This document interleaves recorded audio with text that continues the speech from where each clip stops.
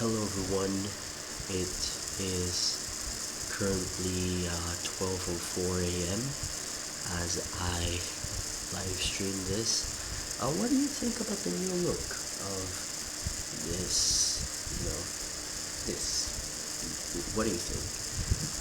For now, I can't use the Insta360 because my parents have the Insta360. They're currently in Japan, so I currently don't have access to the Insta360. But whenever I gain access to it, whenever they return here, I will be using it. So stay tuned for that. Anyways, we're going to just react some things because it is midnight after all. This stream won't probably last long. Who knows?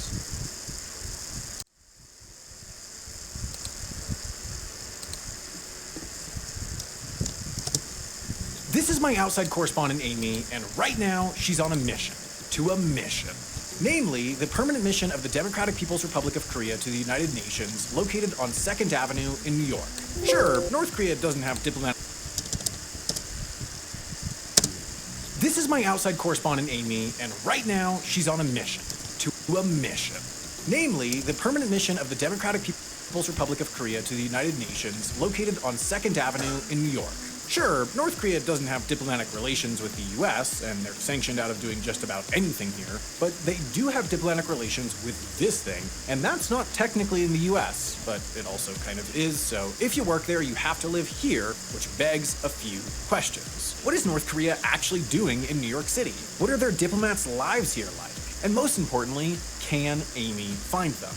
If you want to spot a North Korean diplomat, I'd recommend you look within a 25-mile or 40-kilometer radius of their office. That's because, at least as of 2008, they need permission from the United States State Department to exit that radius. Tough news for any DPRK officials hoping to hit up Six Flags. This neighborhood is probably the best place to spot them. Turtle Bay, or as I like to call it, Lame Epcot. Turtle Bay is the earthly home of UNHQ, and as such, it's also home of 193 countries' missions and consulates. Not embassies, mind you, those are all in DC, and are for doing business with the United States. And not pavilions, which is where they sell themed snacks in Fun Epcot. Lame Epcot is where countries do business with the United Nations, regardless of whether they have diplomatic relations with the United States, which is how North Korea got here despite their, tense relationship with the host country.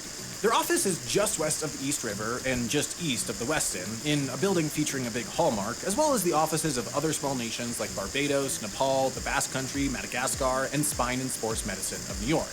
It's a stark contrast to larger countries' splashier UN presences, like Turkey's very pretty mission, or the US's chic, wavy one. By the way, the architecture isn't the biggest flex here, it's the location, directly across from the door diplomats use to get into UN headquarters. Convenience is the ultimate luxury, and this place is the ultimate convenience.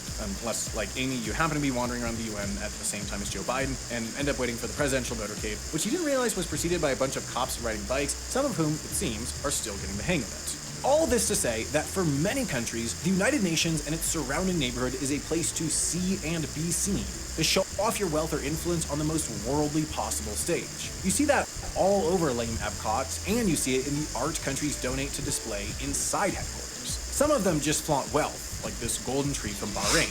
Some send a message about peace, like this Big Bird guy from Macedonia. Some juxtapose the harmony of peace against the agony of war, like this huge two-parter from Brazil, which was painted by a guy who was so insistent on painting with lead that it killed him. I think there's a metaphor in there somewhere. A diplomatic post is one of the most sought-after jobs you can get in North Korea, but it's hardly glamorous. Around the world, North Korea doesn't do much to fund their embassies beyond basic operational costs, instead leaving their diplomats to fend for themselves and send any excess money back to Papa Ken's cash stash. That's why, as of 2017, you could rent their embassy in Bulgaria out for proms, weddings, and, this is real, tapings of the Bulgarian Celebrity Apprentice. It also probably explains why North Korean diplomats have been caught over the years dealing liquor in Norway and beef in India. Something, Bryan says. It also might explain how they ended up with over $150,000 in unpaid parking tickets to the city of New York, though, in fairness, that's still less than what Syria, Iran, and China racked up in the same amount of time. But while they don't pay their parking tickets, they do seem to pay their UN emissaries a salary.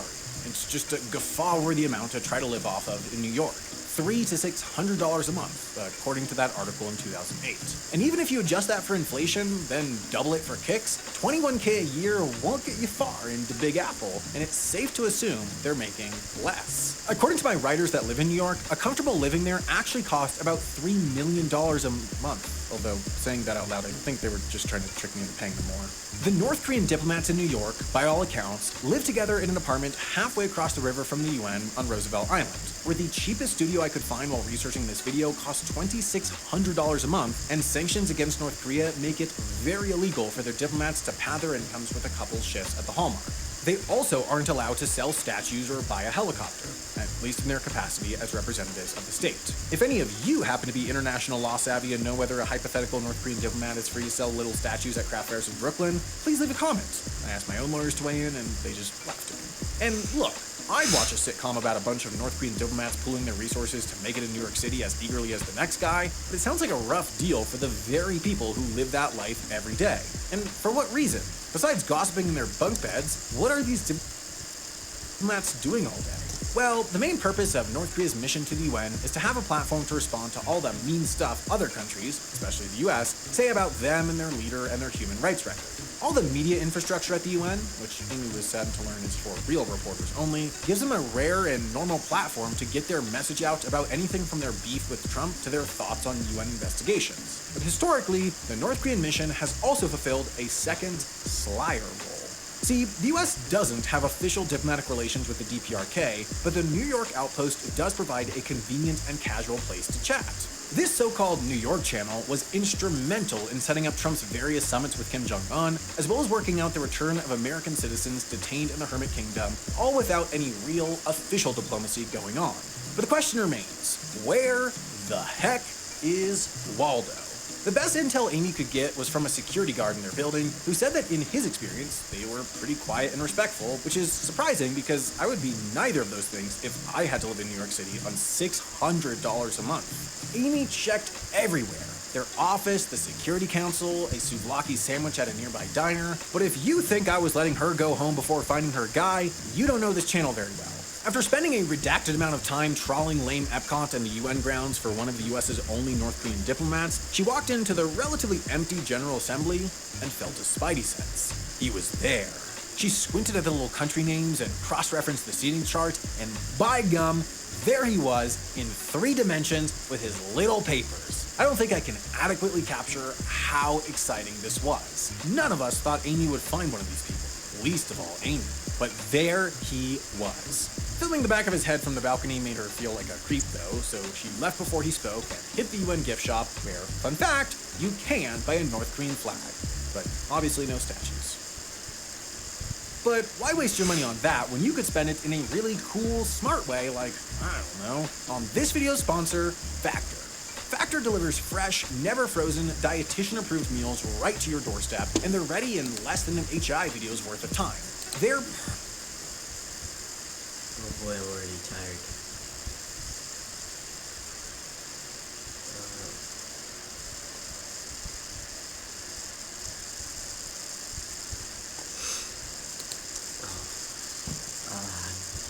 I'm really tired. I'm really tired. I think I'm gonna end there. I'm sorry, but I'm just tired. Like, I'm really tired. Yeah.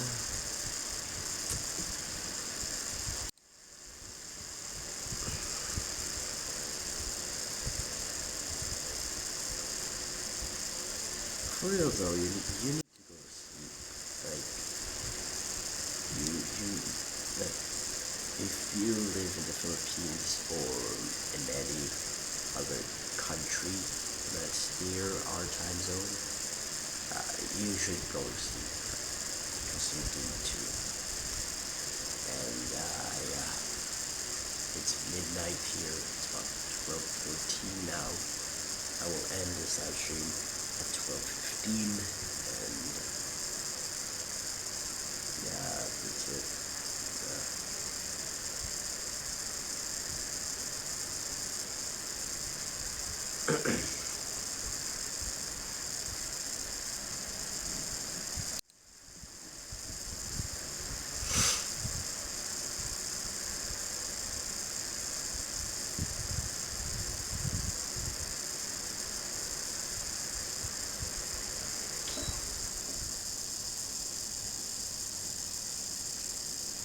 Alright, that's it. I hope I'll see you again sometime. Goodbye.